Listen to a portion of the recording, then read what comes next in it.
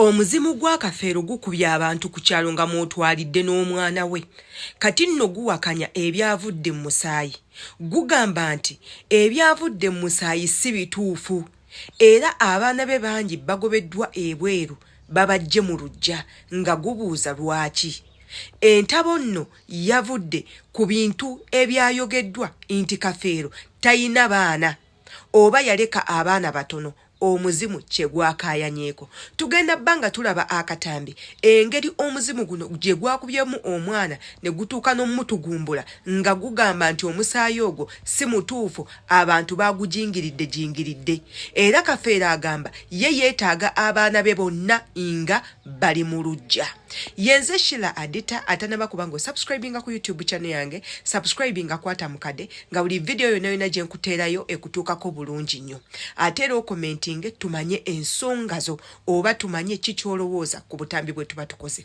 Tugenda kuddayo buto ku biti ebyava mu musaayi bwe baakebera abaana ba Kafeero okumanya baani bazaala ne baani baatazaala, olwo nno basobole okuba nga bagabana ebintu mu butongole.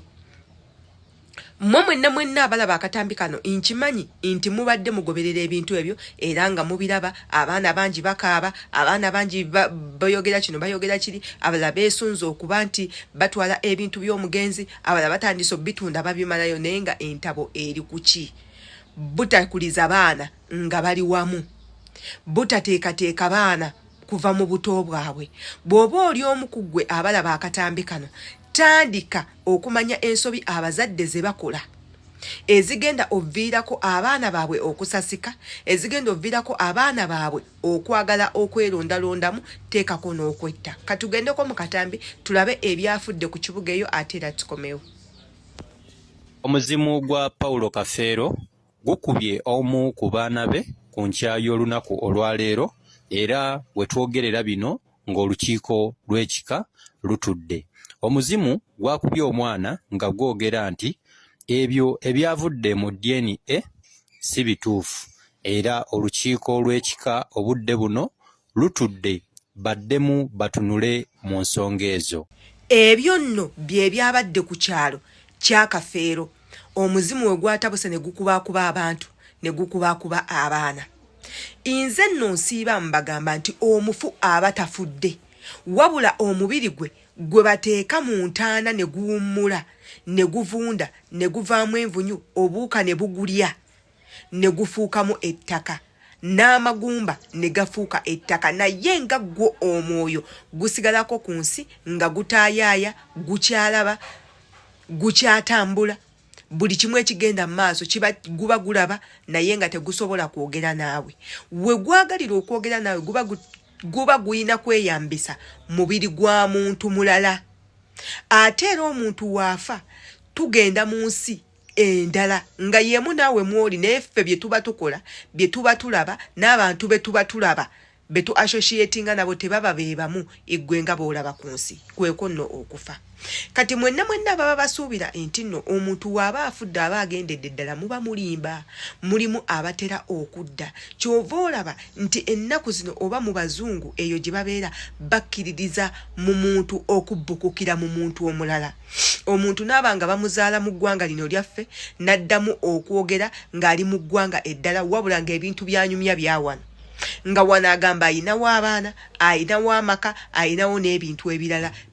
Abantu babigamba tebabitegeera, naye nga ye abyogera abitegeeza era abimanyi. Kiba kitegeeza nti omuntu oyo amulimu si yeye. Omuntu oyo yagenda okuzaalibwa ku lunaku lwe lumu n'ono lwafudde, wabula ono afudde, omwoyo gwe ne guyingira oyo azaaliddwa ne gumubeeramu, ne gweyambisa omubiri gw'oyo, ne gutandika okubeera mu mubiri ogwo, n'abeera nga omuntu yennyini, naye nga taba muntu yennyini. Olw'okuba nti ayambadde omubiri, alimu omuntu atali ye, omwoyo ogumulimu guba si gugwe. Gw'okanya kulaba muntu ayogera olulimi lulala, ebikolwa bye bya kintu kikulu, buli kyayogera kya kikulu, embeera ze za kikulu oba za kikadde, n'ogamba ono yakula atya. Naye ng'ebiseera ebisinga abamu bayina emibiri nga girimu emyoyo egitali gyabwe, era abantu abo batera okudda ne babeerawo bebo bemuulira bagamba gundi yafa n'alemera ku nsi. Kiba kitegeeza omuntu oyo teyafa mu bulamu bulukufu, oba yafa nga tamatidde, oba yafa ng'ayina byalese takoze. Kati mwabaddeyo ne mulwanira ebintu by'abantu bye baba bakoze, ne mutta bannammwe, ne mukolaakola enkwe, ne mukolaakola ebintu ebitasaana manya, omuntu tasobola kufa ne yeefiira atyo. Omuntu waafa tabulirayo. Kyova olaba abantu abasinga, abantu nga bwe bamala okufa batera okusiba emizimu gyabwe gireme kudda. Batera okubakolirako amadogo ga buli kala, abantu abo babulirireyo ddala. Batera okubayigika amalagala, ne babasalako enjala zino, babasazeeko enviiri, babawanguddemu amannyo, babasazeeko obutundutundu ku mibiri gyabwe, ne babukoleramu amadagala. Nga bagamba omuntu oyo k'ogenze, gendera ddala. Eno ensi gy'ovuddemu y'abantu, genda mu nsi ey'emyoyo, obeereeyo weeyagale. Eno toddanga, toyinaayo kikyo ky'oba oleseeyo. Era omuntu oyo nkukakasa ddala talidda obulamu bwe bwonna. Nga ne waaba ayagala okujja abeeko ky'abagamba, ayinza okibagambira mu kirooto naye n'atajjira mu mubiri gwa muntu kubaako ky'abagamba. Ebyo byonna bituukawo. Kati gwakyawakanya, noonyereza ku ebyo ebintu ojja kubiraba. Wabula ng'ate okufa kwa Kafeero kuyigirize abantu bangi nnyo ebintu ebimu, naawe atannazaala eyeetegekera okuzaala oleme kukola nsobi zino eno.